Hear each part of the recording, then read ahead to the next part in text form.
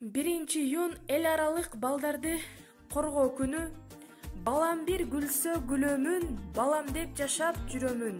Балдарың эгер болбосо, кызыгы эмне дүйнөнүн демекчи.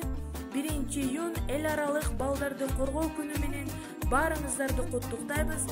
Жана ошондой эле биздин окуу жайдын ага эжекелерин, неберелери менен куттуктап, МЧБ 17 тайпасынын атынан төмөндөгү куттуктоону кабыл алып коюңуздарды суранабыз.